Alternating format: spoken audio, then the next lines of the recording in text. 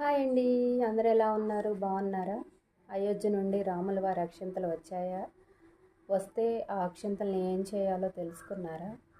జనవరి 22వ తారీఖు స్వామివారికి మనస్ఫూర్తిగా పూజ చేసుకొని మన శక్తి కొలది నైవేద్యం పెట్టుకొని, అలాగే మనసా వాచా కర్మణ ఆ రామయ్య తండ్రిని తలుచుకొని 5 దీపాలు వెలిగించి, 2 దీపాలు స్వామివారి ముందు, 2 దీపాలు సింహద్వారం దగ్గర, ఒక దీపం తులసమ్మ దగ్గర వెలిగించుకొని, అలా కుదరని వాళ్ళు 5 దీపాలు స్వామి ముందే వెలిగించుకోవాలి.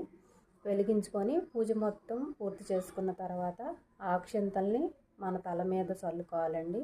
మన ఇంట్లో వాళ్ళందరూ చల్లుకున్న తర్వాత ఇంకా ఉంటే ఆ అక్షింతల్ని బియ్యం డబ్బాలో కానీ, మన డబ్బులు పెట్టుకునే బీరువాలో కానీ దాచుకోవాలి. తెలియని వాళ్ళ కోసం ఈ వీడియో అండి. Thank you.